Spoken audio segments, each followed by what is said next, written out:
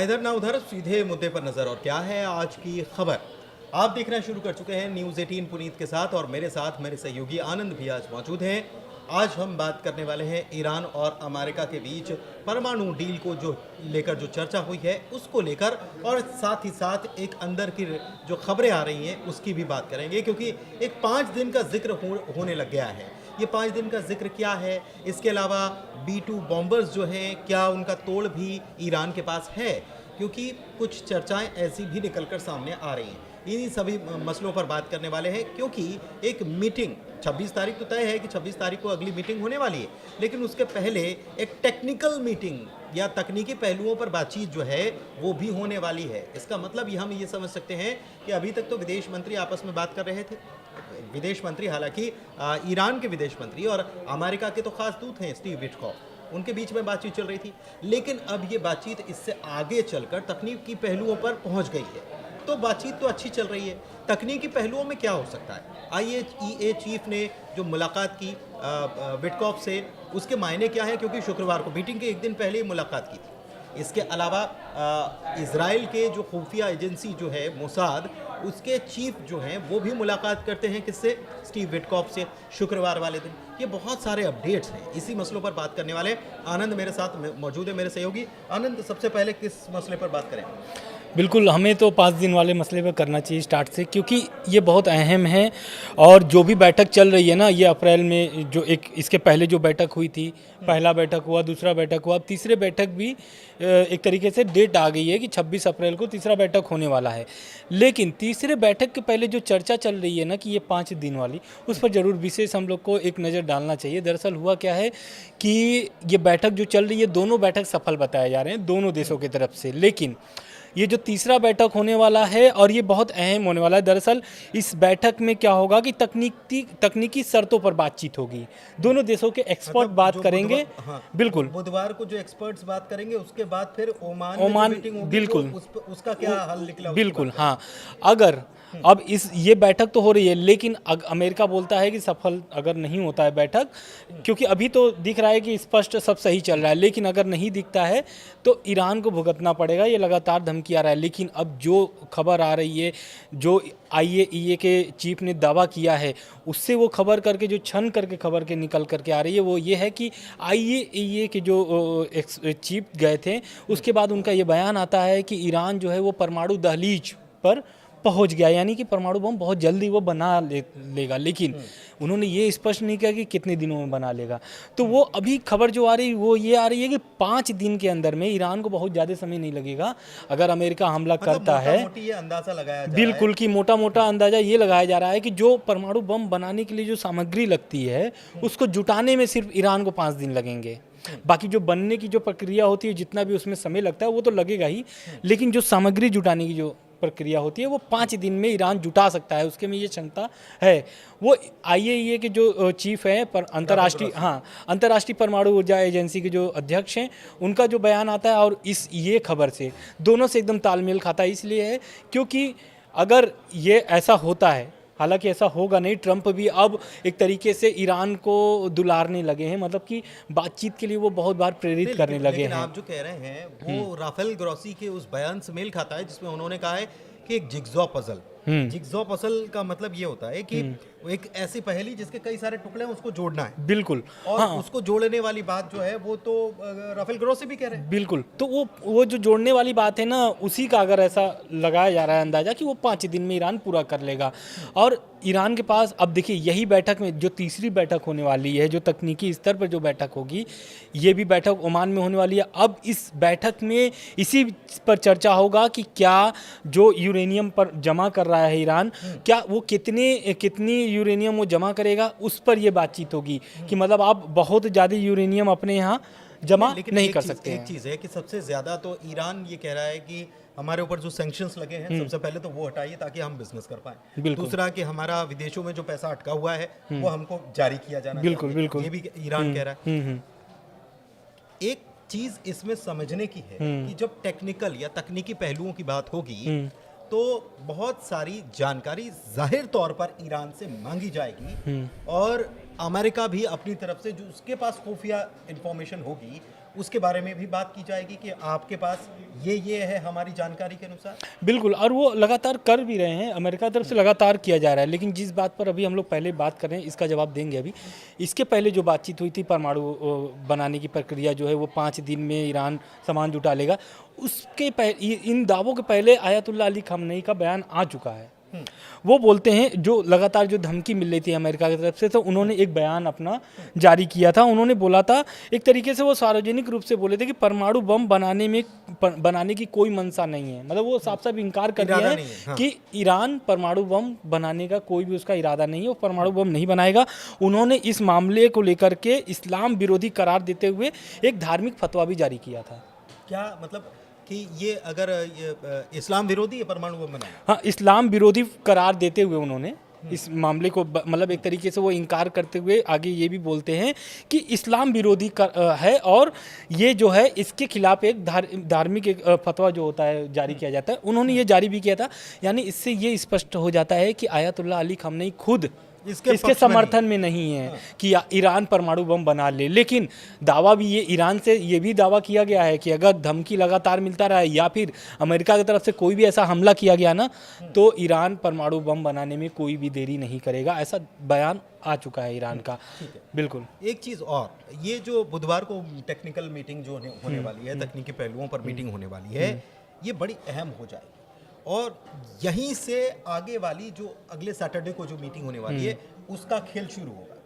तो आपको क्या अभी ऐसी तस्वीरें आनंद, क्योंकि जो बीते दिनों जो जिस प्रकार से हमने खबरों को कवर किया है, जिस तरीके से हमने बताया है, उससे तो ऐसा लगता है, क्योंकि अमेरिका की तरफ से बार बार ये कहा जाता रहा है कि आपके पास इतनी क्षमता है, आपने इतना इकट्ठा कर लिया, ईरान उससे मना करता है।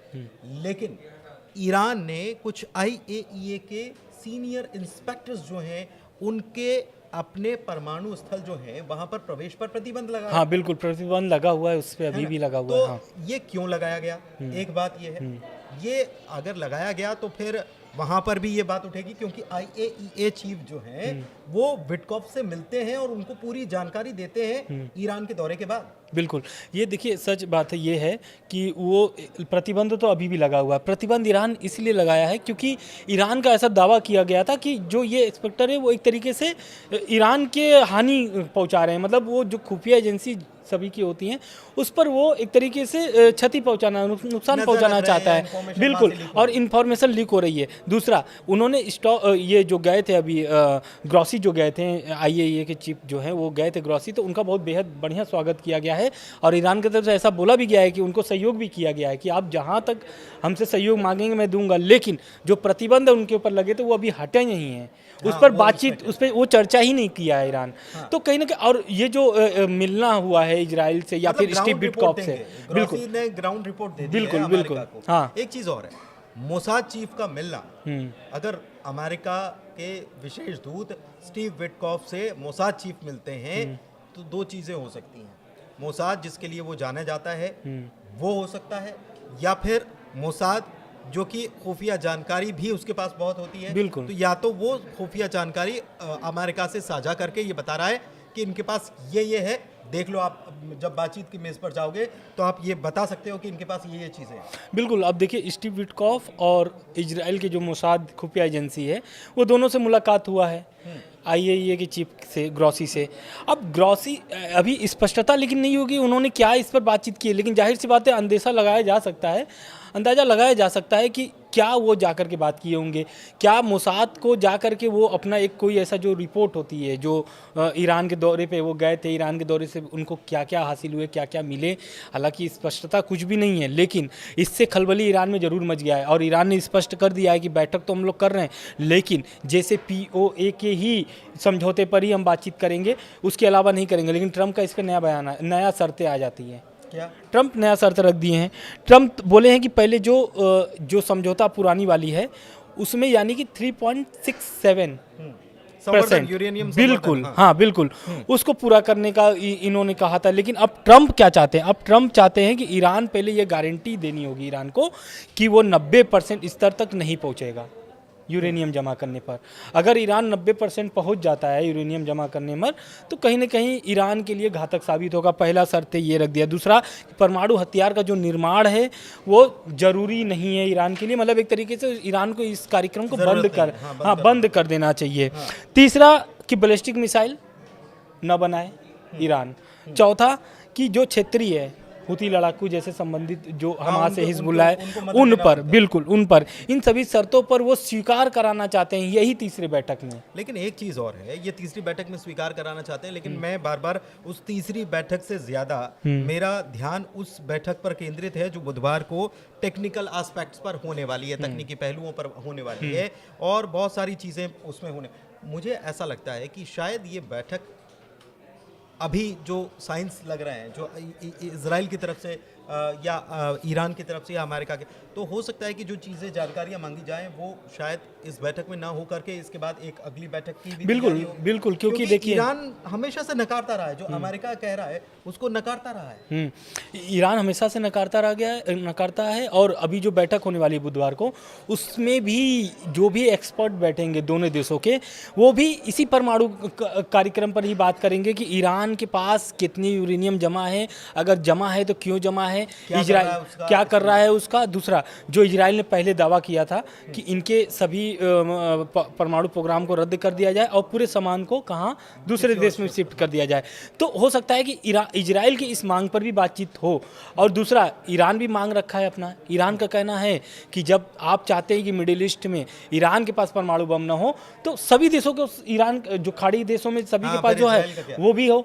ईरान लगातार इसका मांग कर रहा है। और ईरान का दूसरा मांग जो है, परमाणु कार्यक्रम वो बंद नहीं करेगा, परमाणु बम नहीं बनाएगा, लेकिन JCPO, बिल्कुल JCPO के तहत जो कार्यक्रम है, हाँ, तो इसमें मसला फंस सकता है। हो सकता है कि तीसरे बैठक के पहले जो ये एक्सपर्ट वाला बैठक है, इसी में मामला पेच फंस जाए, ये भी हो सकता है। बिल्कुल, तो मतलब ये जो बुधवार को बैठक होगी उसके आधार पर ही शनिवार को बैठक होगी और वहां पर इस, क्योंकि तकनीकी पहलुओं पर के आधार पर ये बैठक होने वाली है, तो बहुत सारी चीजें और निकलकर सामने आएंगी। एक स्तर पर ऊपर उठ गई है बैठक। एक चीज और, दूसरी तरफ इजराइल बार बार ये अमेरिका से चाह रहा है कि हमको इजाजत दो, हमको हमला करने के लिए परमिशन दे दो। बिल्कुल, देखिए इजराइल क्या चाहता है, इजराइल एकदम देखना नहीं चाहता ईरान को, चुपता है ईरान इजराइल को। और कारण भी है क्योंकि इजराइल पर जो दबाव बना वही ईरान पर भी दबाव पड़ा है, क्योंकि दुश्मनी एक तरफ से नहीं होती, दोनों देशों की तरफ से ही होती है, गतिविधियां होती हैं तभी होती है। अब इजराइल क्या चाहता है, इजराइल ये चाहता है कि जैसे बाकी देशों में जो बगल के जो देश हैं, जैसे इजराइल के एक तरीके से दबाव में रहते हैं, आज गाजा में हमला हो रहा है अगर, तो हाँ, तो अब वो दबाव ईरान पर भी इजराइल कहीं ना कहीं बनाना चाहता है। इसीलिए तो वो लीबिया मॉडल लेकर के आया था ट्रम्प के सामने कि भाई लीबिया मॉडल लागू किया जाए, किस पर, ईरान पर, और ईरान एकदम साफ मना कर दिया है। लेकिन इसमें दिलचस्प ये है कि इजराइल जो चाह रहा है, ट्रम्प वो नहीं चाह रहे, ट्रम्प मना कर रहे हैं। लेकिन इसके बावजूद 1% चांस ये भी हो सकता है कि इजराइल के प्रधानमंत्री बेंयामिन नेतन्याहू शायद ट्रम्प को नाराज कर जाएं, और अगर वो कदम उठाते हैं ईरान के खिलाफ, तो अमेरिका को मजबूरी में ही वो यहूदी जो एक प्रकार से दिल धड़कता है अमेरिका का, तो वो उस पॉइंट पर जाकर शायद अमेरिका को मैदान में खड़ा होने पड़े। लेकिन ये 1% से भी इसके कम चांसेस हैं। बिल्कुल, लेकिन ये देखिए, आप अगर आप इतिहास खंगालेंगे तो पहले क्या था, यहूदी वर्सेस ईसाई था, लेकिन ये कब यहूदी वर्सेस मुस्लिम हो गया, ये आप इतिहास जब खंगालेंगे तो आपको दिखेगा, क्योंकि पहले की जो लड़ाई थी वो यहूदी वर्सेस ईसाई ही थी। आज वही ईसाई किसको सपोर्ट कर रहा है, यहूदियों को सपोर्ट कर रहा है। दूसरी बात, अब बात हो रही थी कि ट्रम्प जो 90% वाला बात कर रहे थे, तो ये एक जानकारी और दे दे कि ईरान के पास ऐसा जैसे IAEA की जो रिपोर्ट है उसमें ये दावा कर दिया है कि 60% शुद्धता है उसके पास, यूरेनियम जमा है। तो 90% का उन्होंने दावा किया है, बहुत ज़्यादा फर्क नहीं है 30% का। अगर 60% वो हासिल कर लिया ईरान, तो कहीं ना कहीं 30% और हासिल करने में उसको कोई समय नहीं लगेगा। जो हम लोग 5 मिनट 5 दिन का जो हम लोग बात कर रहे हैं, क्या पता 5 दिन में यही 30% का बात तो नहीं हो रहा है। हाँ, ये ऐसा हो सकता है। एक चीज़ और देखिए, वीडियो लंबा हो गया, समाप्त करेंगे, लेकिन समाप्ति की ओर है हम। एक चीज़ और आपको बताऊं, कि जब आनंद ये खबर हम देख रहे हैं कि बातचीत अच्छी चल रही है, बैठक बहुत अच्छी चल रही है, बिल्कुल। तो मार्केट के लिए भी अच्छी खबर। हाँ। मार्केट के लिए अच्छी खबर क्या है कि तेल के दाम अंतर्राष्ट्रीय स्तर पर घटे, कम हुए, और ये अच्छी खबर है। दुनिया वैसे भी व्यापार से चलती है, युद्ध से तो चलती नहीं है, इसलिए परमाणु हथियार बनाना ना बनाना ये सारी चीज़ें तो चलती रहेंगी, लेकिन व्यापार चलता रहना चाहिए। हर मुल्क की इच्छा, मन में उसके यही चलता है कि हमारा बिजनेस बहुत अच्छा चले। अमेरिका भी तो हथियारों का ही सौदा करता है। खैर, इस वीडियो में इतना ही। नमस्कार।